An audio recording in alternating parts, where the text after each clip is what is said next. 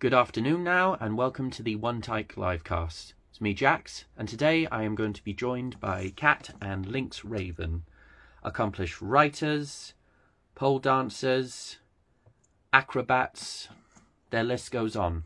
Polymaths, I would call them. Let's invite them in now and have them join us. There we go.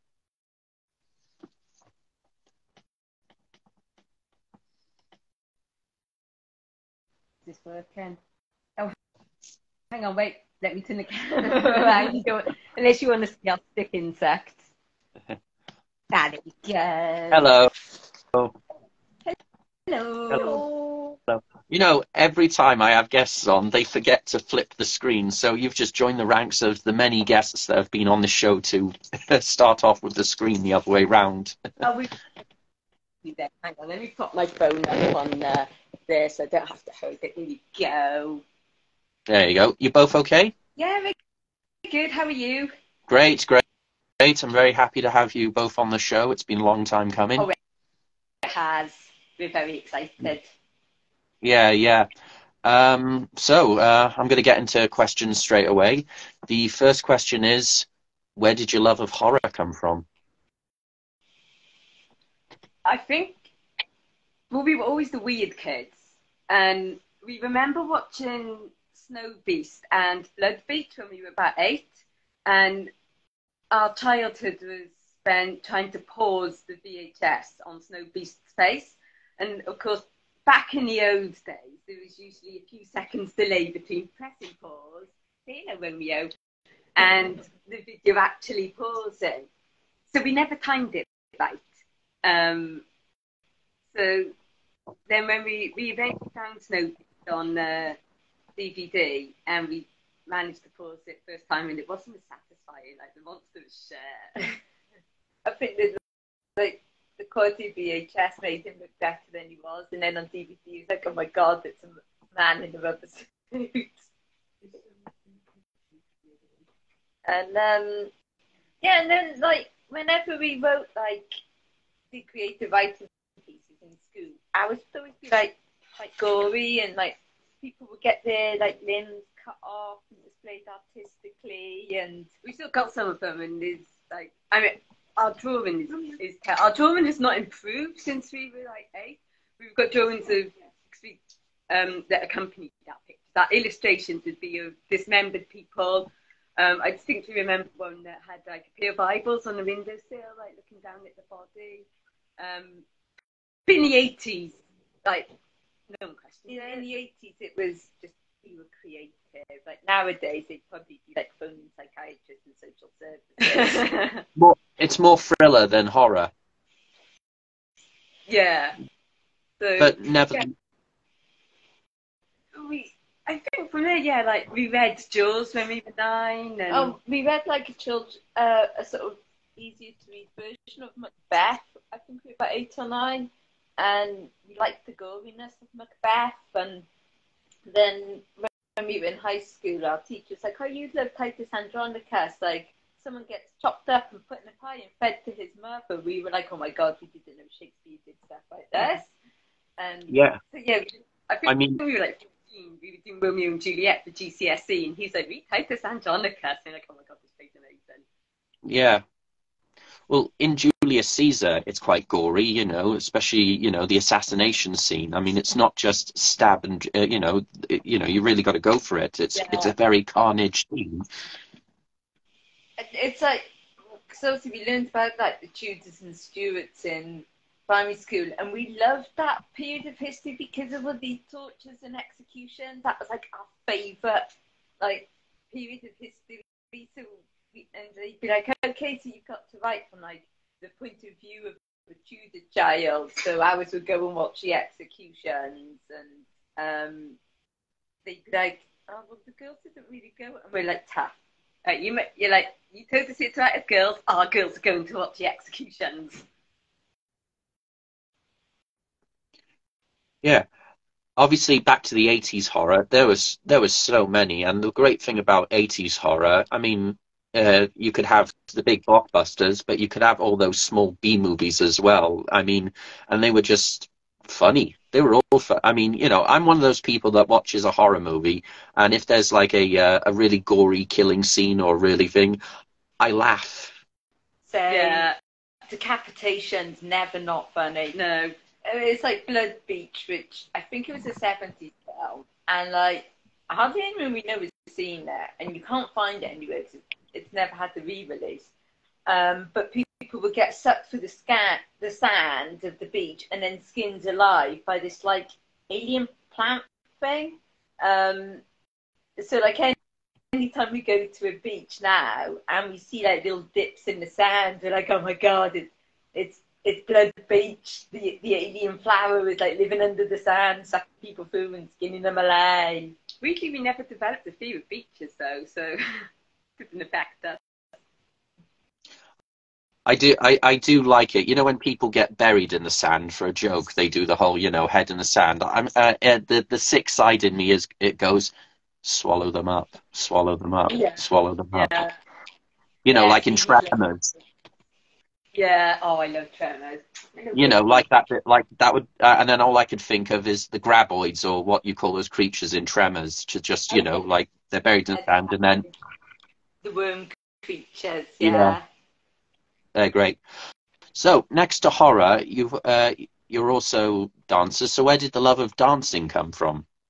I have no idea because like when we were kids, like our sister used to do like gymnastics and stuff like that, and we were really girly. We want to like hit people, so we did karate and horse riding, and then we started doing Zumba because our sister wanted to go but didn't want to go on her own. So like we were like, oh fine, we'll come with you. And then she got a teacher in who did chair dancing. So from then we did the chair burlesque course and we loved it. And we were looking for something like that in Cardiff because that was in like Aberdare. And there was nothing around. And then pole dancing came up and we were like, oh, that would be interesting. It's a little different. And then we discovered that somebody we went to school with ran one of the pole dance studios in Cardiff. So we just went along and then like did a few spins, were completely addicted, bought our own pose. 6.5 years later, we now run our own mobile studio. And we just like loved the sort of, just like all like the power tricks and strength and like, yeah, because we always loved exercise and we're always trying different forms of exercise. So like we tried like kangaroo, like the bounce fit with like the moon boots. We tried like trampoline stuff. We tried gymnastics, and like so we did like loads of different forms of exercise. But it wasn't until we tried pole that like we absolutely fell in love with it. And then the world's not quite ready for goth twins who take to the stage in their homemade coffins with a rock and metal soundtrack. So not quite sure what to make of us, but we keep inflicting ourselves on them anyway until they learn. Love it. So one of our favourite routines, we do Keeper's Poison, so we pretend to be spiders. So we do like lots of spider shapes and spidery movements, and then everyone else is on there. We lost the High School Musical. Yeah, we lost the High School Musical. High School fucking musical. Oh, beat our spider. God. It's. I mean, I've never seen High School Musical, so we didn't know what it was. So we were. It was lost on there, so they came out with basketballs, and we were like, and it's like super cheesy, and we were like, the fuck is this? And then someone told us it was High School Musical, and we're like, oh, we lost to that. I think that's done worse. Like not placing, not caring about, but listen to High School Musical and just like the super cheesiness, we like died a little inside. But yeah, so our latest routine that we've just done, we performed in Glasgow. We did the Corns Coming Undone. So we had I watched. So we tied ourselves up with rope. We got fake blood, pretended to slit our throats. I pretended to hang myself at the top of the pole and then jump down. That routine went wrong so many times. Like, you not believe how hard it is to dance tied up in rope, like, and trying to get out nicely. Yeah. And so that was fun. We did Mortal Kombat as well, which was probably our most mainstream thing. So we had our weapons and like again, some of the judges loved it. Others like didn't quite know what to make of it. I love Mortal Kombat. Yeah, it's so good. And we That's how thought I it's fitting. met you. Oh no, they're clones. We're clones, and we were Yeah. like, it's just perfect. That's And nobody else. how I met. Yeah, it's like Sorry. not. No one else had done it, so we were like, we'll do Mortal Kombat then. Are you always Yeah, and then, like the same? Do you swap over sometimes? Like you want to be Melina one day and Kitana the other day, or you like to keep the characters the same? no, we tend to keep them. So I'm the older twin, so I'm the original and she's my clone. yeah. So So like, obviously, because Katana's the original and Melina's the clone, then yeah. so that's yeah, what that we decided. I remember meeting you. I think I was dressed as Sub-Zero, and I was like, "Oh my God, there's a Kitana!" Because this was kind of funny. Because I'm just gonna tell you honestly how we met. Obviously, I just met. I like going to conventions, and I dressed up as Sub-Zero for Mortal Kombat, and I saw you as Kitana and Melina, and I was just like, hey, and I was like, these are cool. And then I meet you at a gig. At a Democritus gig because of our mutual friend Steve and everything. Yeah. And then I'm like, hey! And honestly, I didn't know we were from the same area, live alone the same, the area where I grew up in and everything. I know. You've met my dad. Yeah, it's crazy, like what a small world it is, and it's like and it's like like not even just the same city, but same part of. Yeah, a tiny part of the city. I know. And we should have. Yeah, we should have known each other when we were children, and then like have a tree house full of weirdos. Oh, it would have been amazing. Yeah, because we have an amazing willow tree. So it's like that would have been around then as well. It's like that would have been so cool. Yeah. Obviously, I've got a copy of your books, but also you've written, short stories, novels, bits in comics. Shout out to Hellbound Media out there. Crime stories. I mean, here's one of them. Check it out, audience. This is The Devil's Servant. Yep. That's one of them.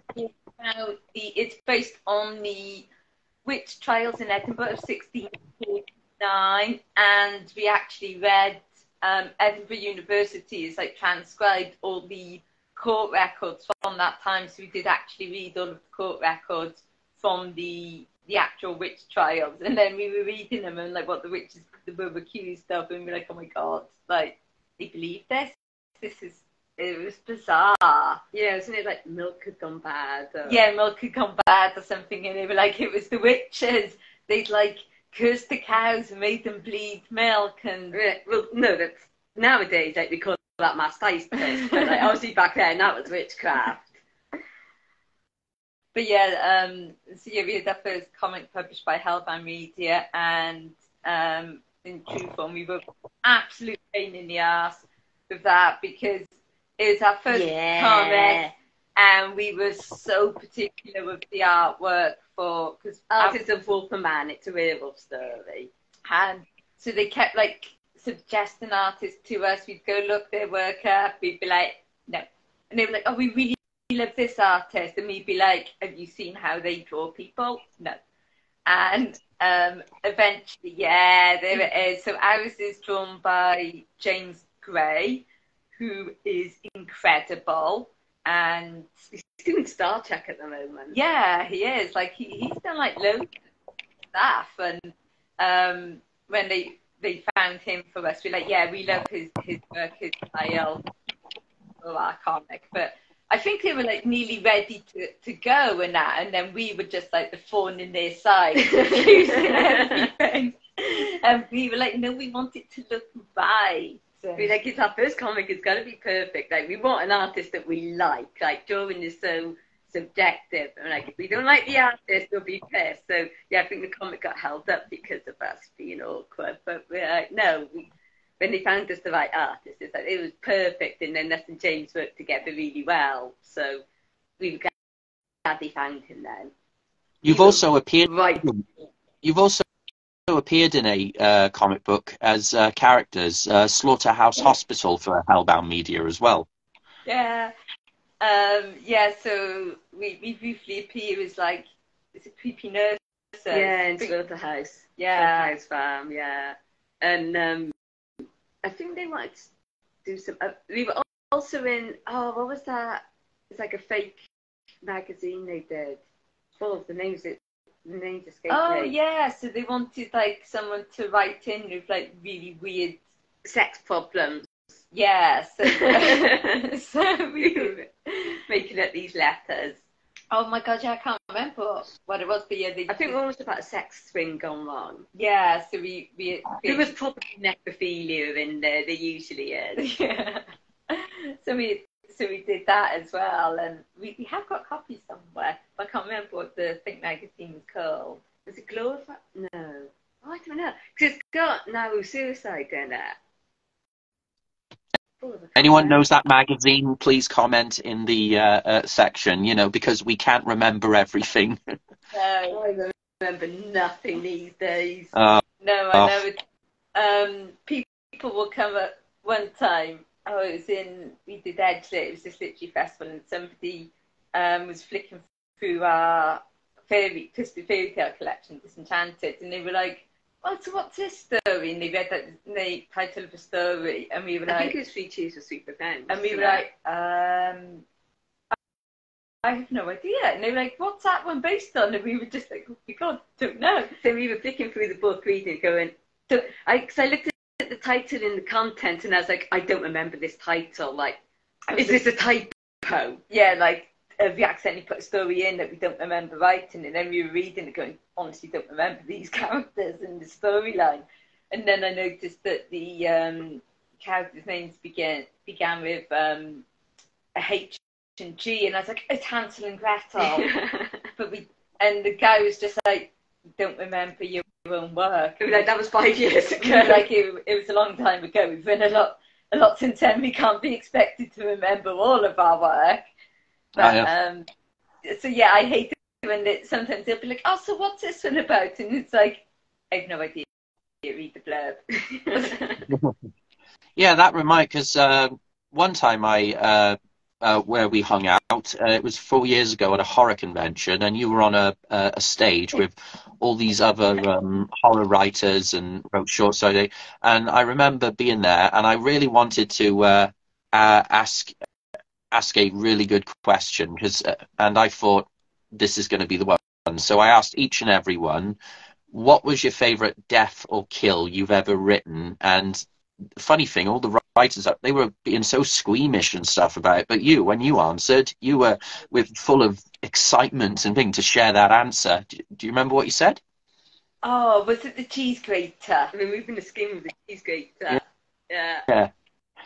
And to follow up on that question, out of all the death and murder and kill you've written, how come does that always stand out? I think it was like, because it was quite unique, and it was many years ago we did that book. It's unpublished, but that book we told, so it was like from the point of view of someone who wanted to be famous, so like filled his house and stuff with cameras and more cameras, and to make his life more interesting, started killing people. And so yes, at one point he's faced with the decision of how to dispose of the body, so he gets a cheese grater to take off the skin, and then realizes that it's like really hard work. He's made the right mess, and now it's really difficult to deal with because it's all gooey. Yeah, but for some reason, I don't know, that one just like stuck in our heads because it was just really funny to write. It is. It's actually unique as well. I mean, usually a cut in a thing.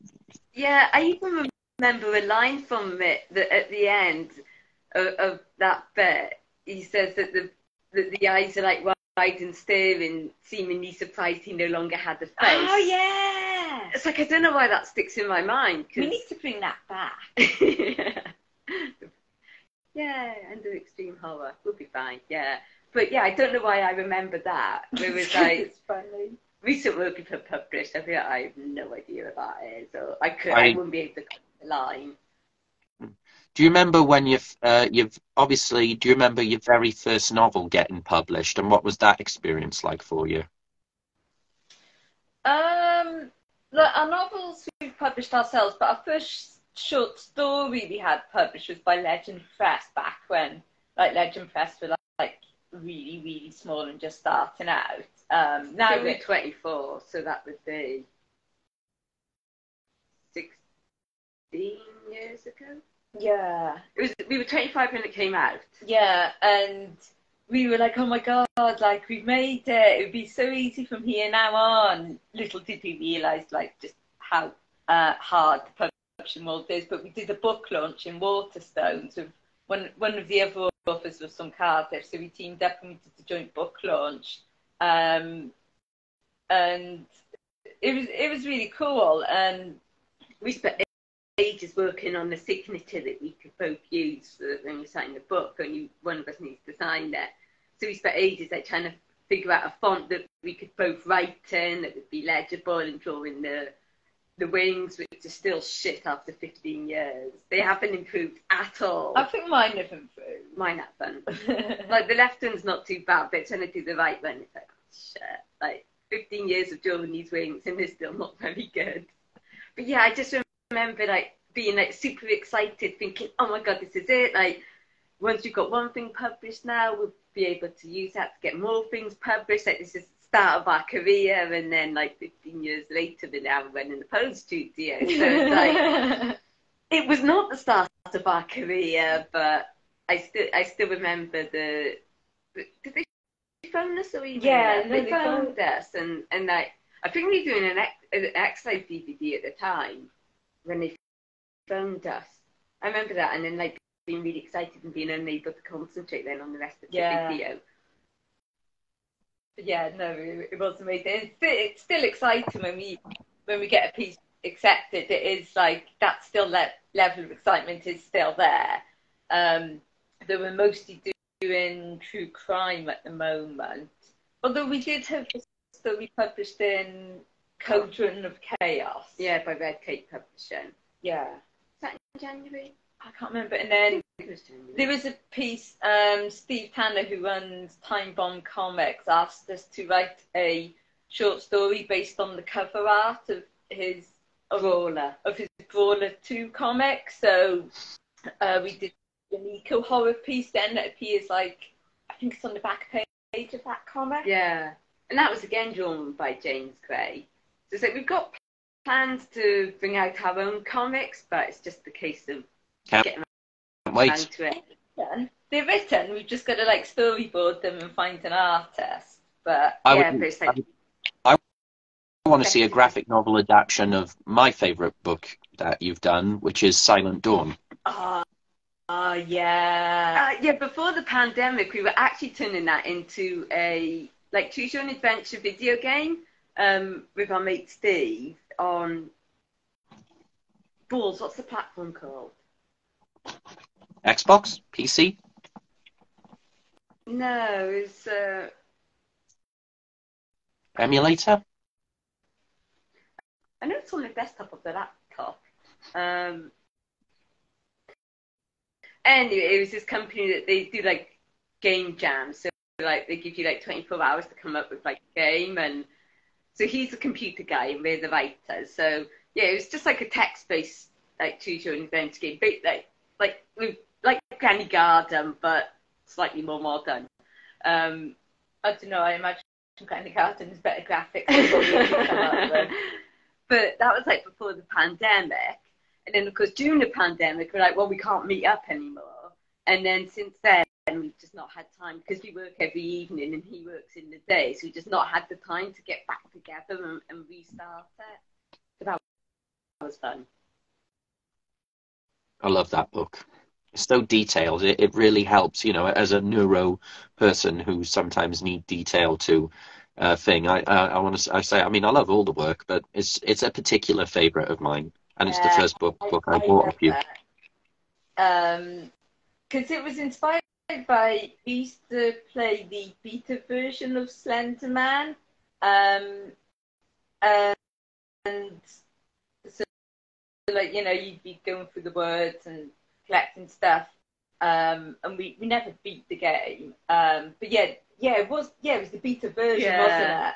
And it was inspired by that, but obviously because it knew Slender Man, because Slender Man was somebody else's character. So we were like, we want something similar, but we want our own creepy character. So then we came up with Silent Dawn, and she remains like one of our favourite characters. And yeah, that is definitely one of our favourite books as well. And like people keep asking us, are you going to do a sequel? And we're like, we don't know where we could take it. If we were to do a sequel, we'd probably have to set it like many years later, because obviously the ending it's an open ending. Obviously we won't spoil it for people who haven't read it, but it is an open ending.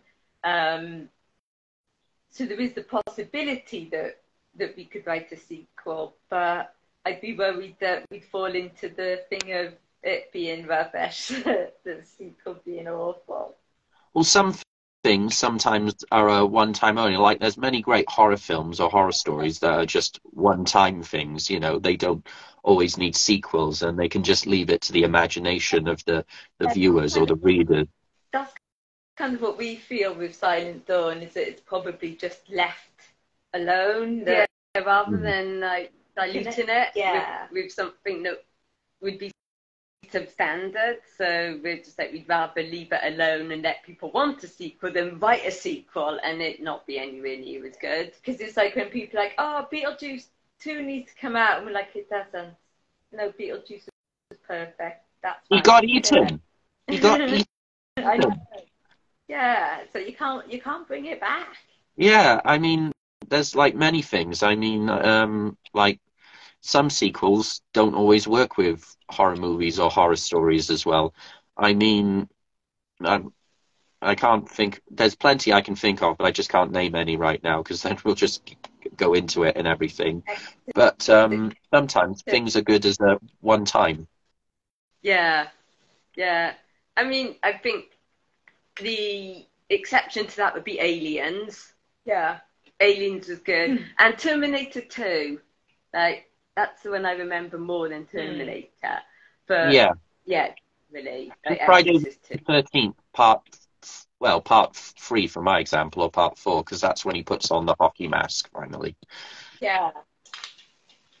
Yeah. It's weird because they're not done the sequels, obviously, to Friday the 13th. You wouldn't have had like the Jason Voorhees character with the hockey mask, because obviously 1 and 2, I think he's got like a pillowcase, isn't he? Or a sack.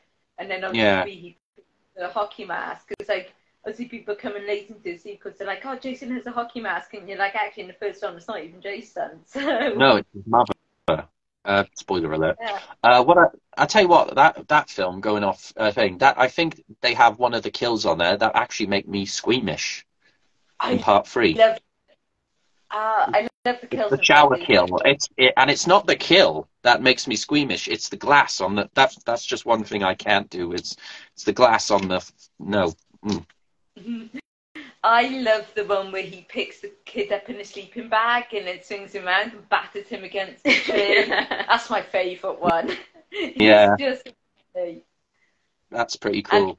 And see the classic then Jason head squeezers. Yeah. We met Kane Hodder. Yeah, we did. We met Kane Hodder in HorrorCon UK, and he picked us up, so we strangled him.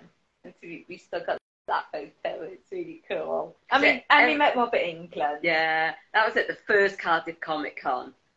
That was nice. They're bringing Cardiff Comic Con back, Showmasters. They're bringing it back in October, but we signed up to do a HorrorCon in Aberdeen. So we're going all the way to Aberdeen when there was a con, like, just the other side of the city. Balls. But you love Scotland. We do love Scotland. Yeah. Back to you've done as well as that. You've done a lot of poll competitions as well, and obviously, you know, you've won some accolades, accomplishments. I can't think of the word right now, and everything. But what is that experience like?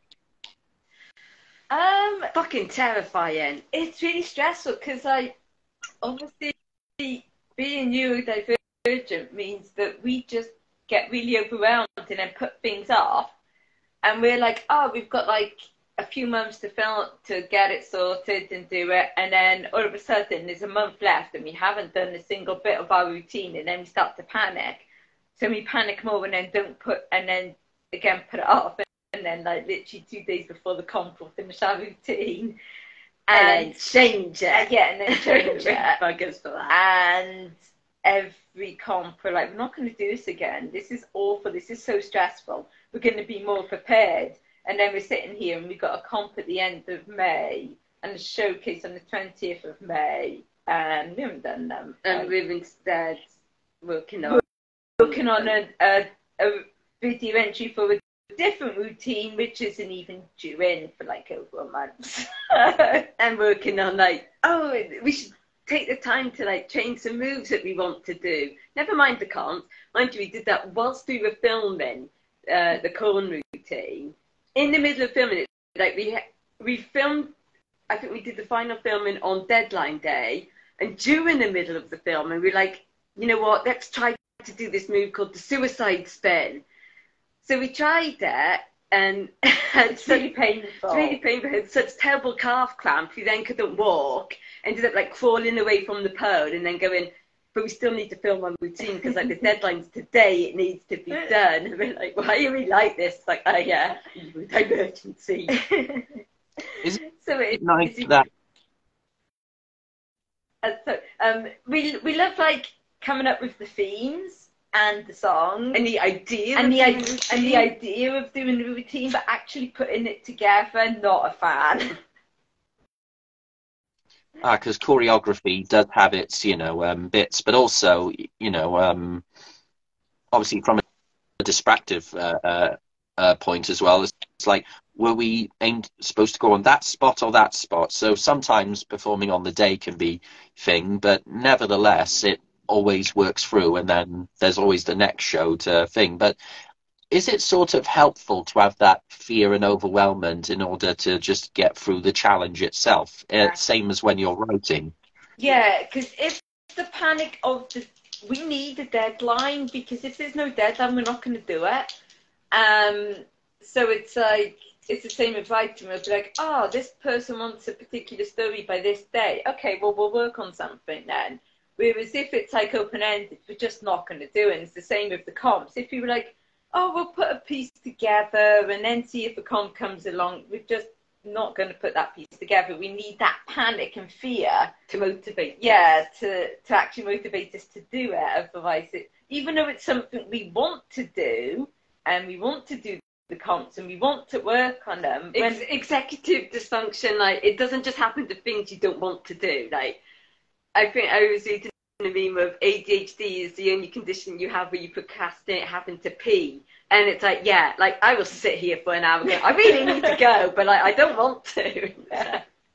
It's terrible, but yeah, I think it does help us, although we do keep getting marked down for our lack of eye contact. So instead of addressing the issue and making ourselves make eye contact, instead what we've done is caused an uproar in the pole world, going, pissed a lot of people off, going, your comps are not inclusive, and then caused this huge furore, and now some comps are changing their rules so that if you have neurodivergency, you don't have to make eye contact. So rather than us changing, you're like, you fucking change. So it's nice to see such sort of acknowledgement now with, neurodivine performers. Like, instead of like having these conformative rules, they're more of, like you just mentioned, have these compromising rules. Plus also, when doing a dance, okay, it's great that, obviously when I've watched your videos or when I've seen, like, shout out to the, dancers I've seen Azelle perform. I mean, you're more watching the physical dance. I mean, and also I'm worried if they look at you for a glimpse, they're like, whoops, you don't want to slip as well. This was our argument. If they make eye contact, I'm like, damn it, they're going to see that I've smuggled in snacks.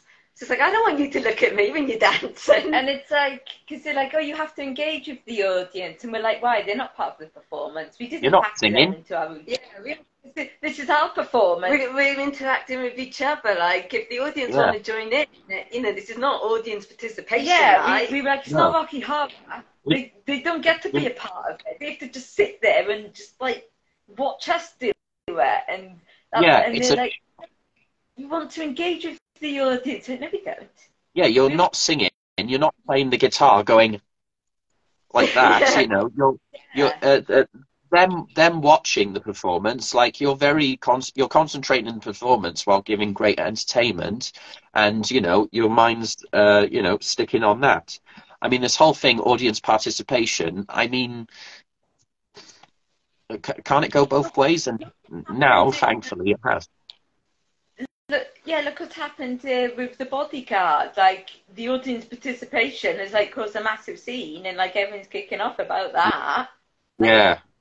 Because the audience is singing too loudly. Oh, okay. They're ruining it for the actors. And it's like, see what happens when you encourage audience participation? They shut down the Broadway shows. It's like we're so busy, one, trying to remember our routine, two, trying to block everything else out so we can focus on the routine, but three, like, not drop each other from like 3 meters up. So and when you're spinning around the pole, like you can't look at the audience. No, so like, I'm not going to be worrying about making eye contact with the judges just so that they feel part of the performance. Like I'm trying to not drop cat on her head. So Exactly. I think that's pretty fair, and also it's a pole. I mean, you're using the strength, and you've got to use every strength in your hands as well as you know the movement and choreography in your body. It's like if you just I mean if you're expected to look at a judge and wink and then whoop, you know, it's like, well, that's the judge's fault. I mean, this isn't, you know. Some people do, they will like smile at the judges and do all these facial expressions, and we're meant to be spiders. When was the last time you saw a spider with a facial expression? Yeah, especially like a cheesy grin. Or like we'll be vampires and we're like, we'll show our fangs and stuff like that. And like the Coleman obviously was about suicide, so we had like black mascara like trailing down our faces, and we're like, the judge, like really inappropriate. Yeah, so the judges really want to see us break out like a big cheesy grin. We're in the middle of pretending to hang ourselves from the pole. It's like, no, it's not.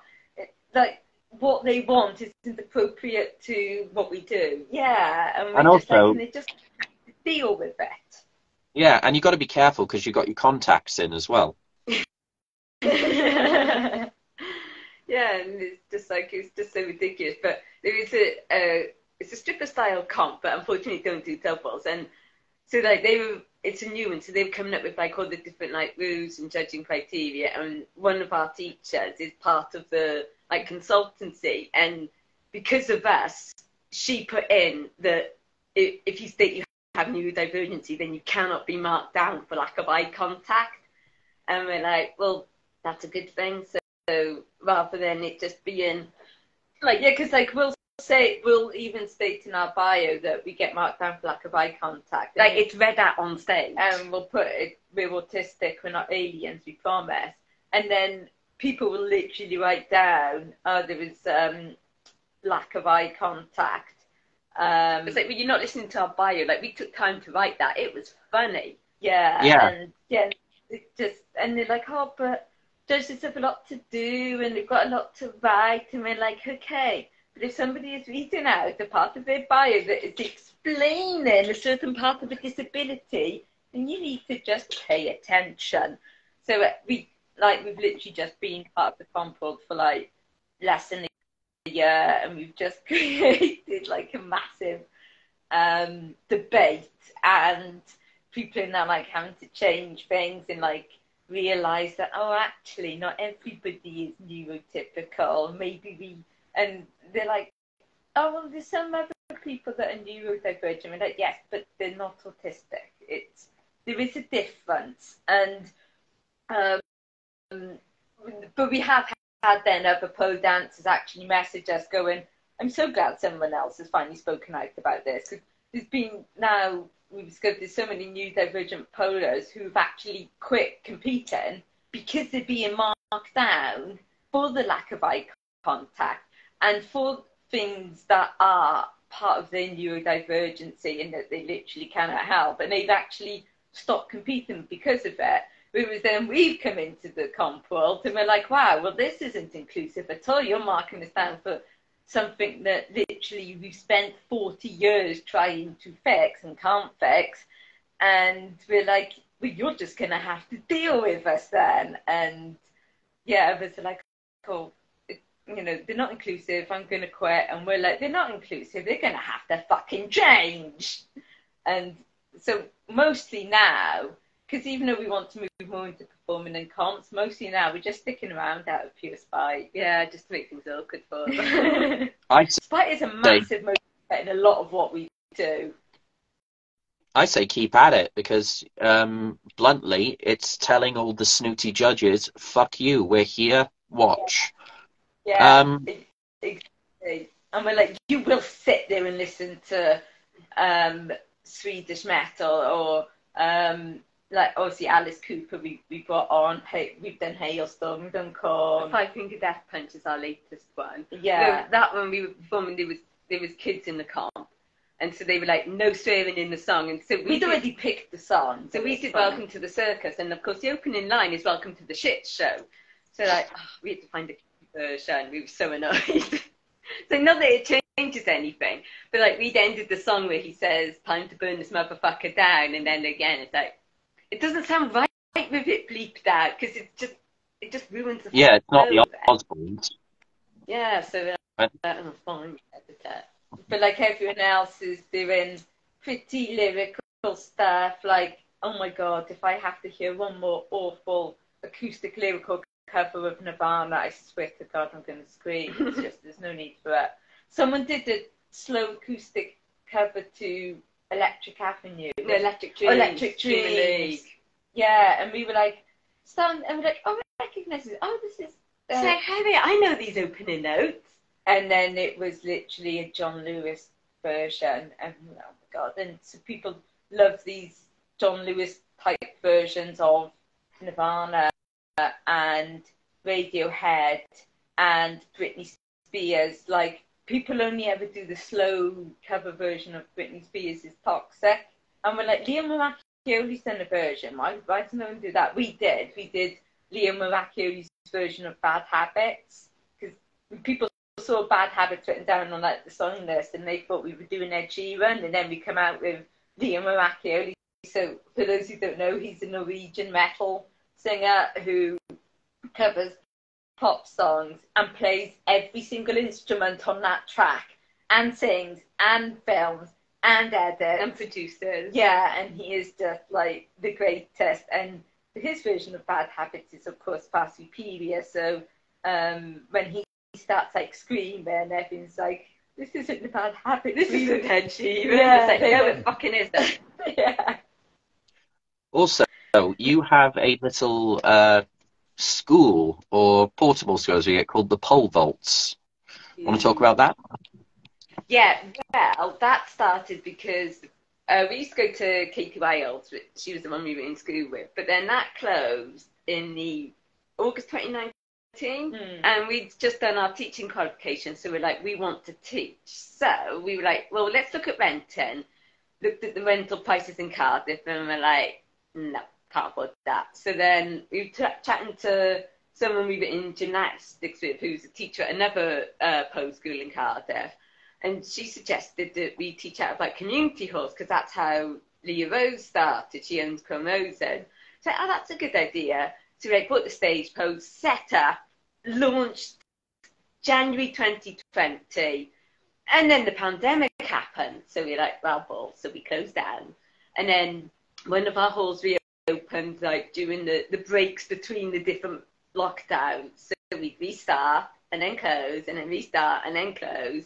And then we the cast in Caerphilly. So now we teach it. We do one in Cardiff, two in Caerphilly. We do aerial hoop in Abertrwydr on a Tuesday morning, and then we do Calcott and Barry, Renfrew, Risca, Hopkinstown, which is just outside Ponty, and then we started a new one in Cowbridge, or Llandau, really, isn't it? It's like on the edge of Llandau so we and Cowbridge. Do pole, aerial hoop, we've just put a trapeze, we do pole silk, so it's like silks hanging off the pole, which no one teachers, so we had to do an instructor course to learn actually how to do post stuff, so we could then learn how to teach other people.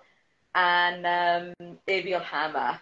And amazingly, most of our classes are filled with neurodivergent people, and it's amazing because they don't like function well with structure, and neither do we. So we might write a lesson plan. Most of the time we don't, because to be honest, we can't be asked. Like, we never planned our writing, so having to plan lessons, it's just I just can't. So we'll just show up and go, right, what does everyone want to do today? And then, or if we do have a lesson plan, halfway through we'll remember a move that we've forgotten about, so we'll be like, let's do this instead. It works. Well, sometimes it'll be like, right, we found this stuff on Instagram, we've never tried it. I'm going to see if I can do it. And then if I can teach you. And then like sometimes halfway around it'd be like, well, that was fucking painful, we're scrapping that one. So it's like, I think if we worked for a different studio, we'd probably be fired. But that works for us, and that works for our students as well, because it's like having so many people with like autism and ADHD in one room. It's just brilliant. It's just like organised chaos, and it's just like really good. And a lot of our students have like come to us, and then we'd be like, consider getting a diagnosis, and then some of them will go and get a diagnosis, or they're on the waiting list now for a diagnosis because of like we talk about it in class, and so then they'll be like, actually, like, the more you say stuff, I'm beginning to think I'm on the spectrum, and like, yes, you are. We can tell. It's like a spidey sense. So Yeah. like we actually did the teacher for another studio, and they gave us a lesson plan, and we were just like itching to just We did. We did do the lesson plan, And then we threw in some added extras as well. because we can't be this rigid. It doesn't work with us. Agreed. Oh, so yeah, I agree completely. Sometimes it's nice to go at the beat of your own drum than, thing like, and it's your own thing. And sometimes having your own thing, but also people that are similar to us with neurodivergency, because I have autism and ADHD and dyspraxia. I must come to a class sometime for the fun of it. Yeah, but it's just nice to branch out, but also, in this day and age, understanding. So, I say top props for that and everything. So my next question is, what have you got coming up? Please share with our delightful audience. Fire eating. Yeah. On the day of the coronation, we booked to do a fire eating course in Flint. I know, it's so exciting. Because someone put on Twitter, what's everyone doing from the coronation? And we were like, when's the coronation? They were like, May 6th. Like, oh, we're eating fire. So what we're going to do is, because you get to video it at the end, and this is the whole thing we're excited about. Like, we haven't even thought of the course, but at the end you get to go into a video booth.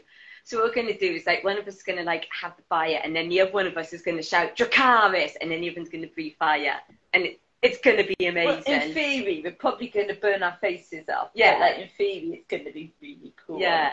So then we could maybe do, like, a Welsh dragon thing against the monarchy as well.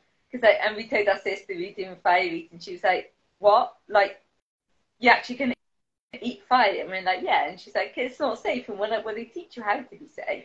It's like more the fire manipulation we want to do, because I imagine the paraffin's going to taste disgusting. So I'd be like, I don't like eating disgusting things. So it's like, I should imagine it's going to be horrible.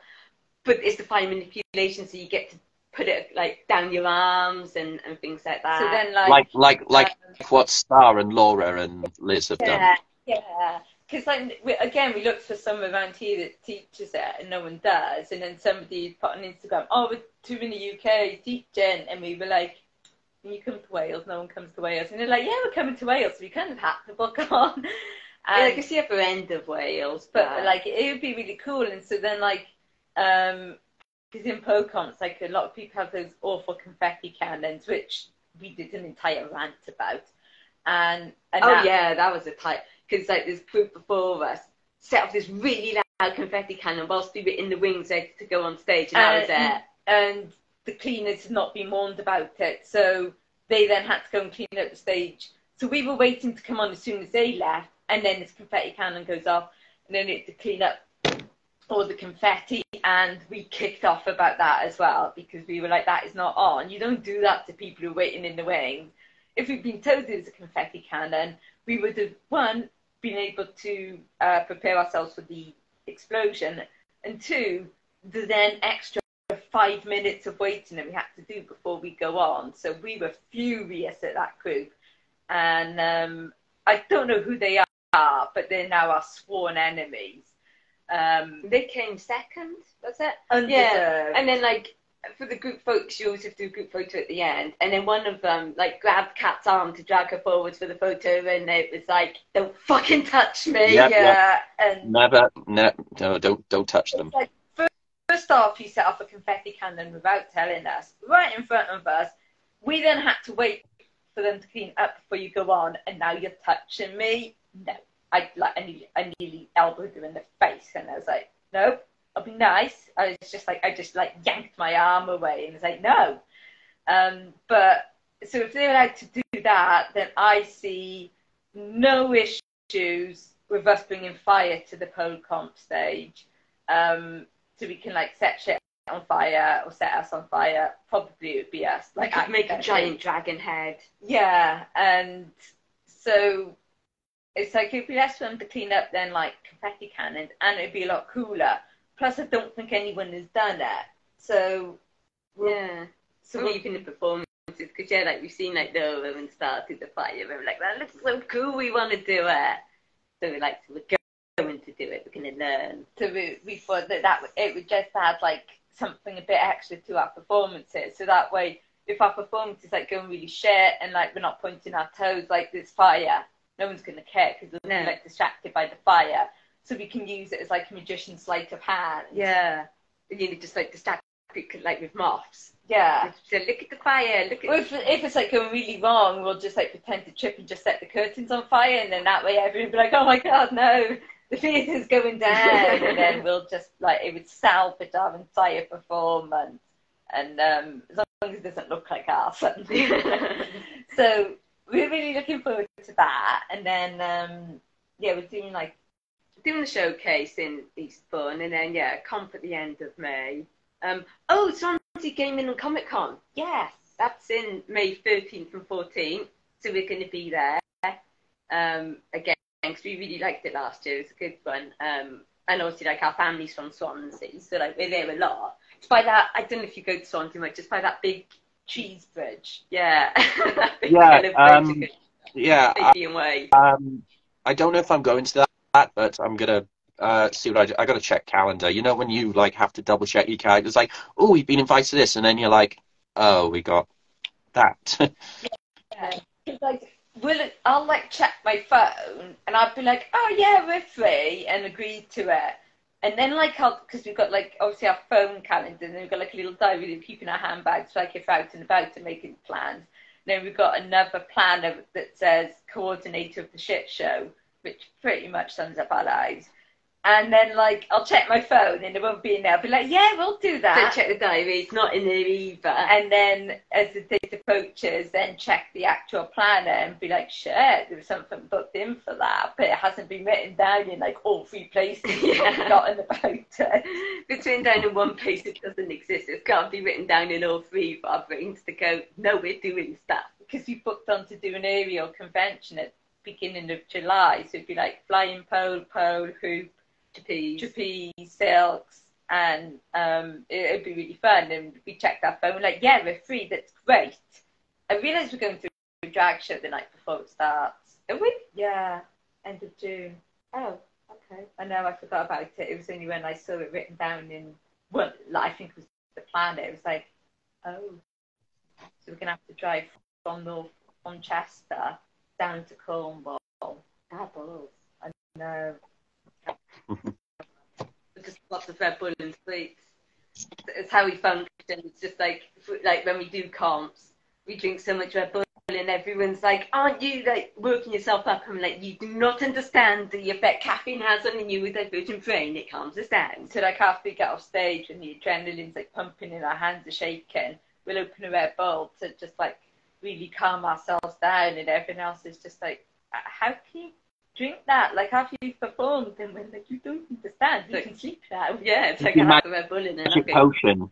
It's your magic potion. I mean, I can't touch the stuff, but you know, it's your magic potion, and that's what's cool. Well, I definitely got to say. Oh, sorry. About a Red Bull, it's like, without even they need to fucking sponsor us. They do. And then we can buy a Red Bull Mini. We keep trying. We keep tagging them and stuff, hoping that they'll sponsor us. They'll probably just ban us. Although someone is selling 2 Red Bull tables, which we found, we saw them when we were in Italy, and someone's selling them on Marketplace. And it's like, I'm not sure how to justify spending £175 on 2 Red Bull tables that we don't have room to store, but at the same time, we just really need them. I'll keep an eye out. You never know what you could find on Marketplace as well.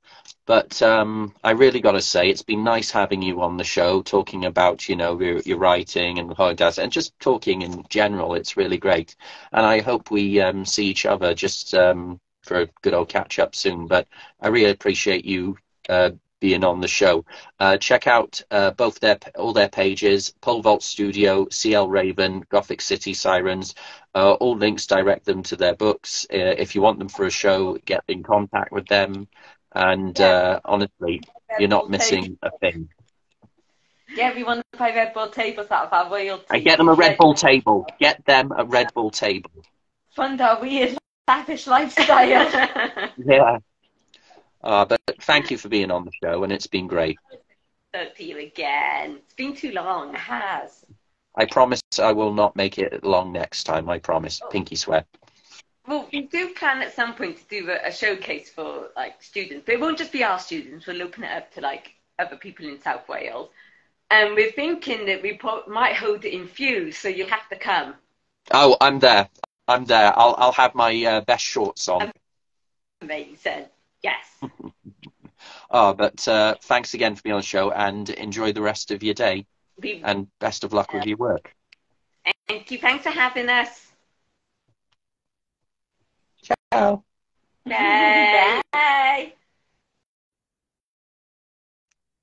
Good afternoon, and thank you.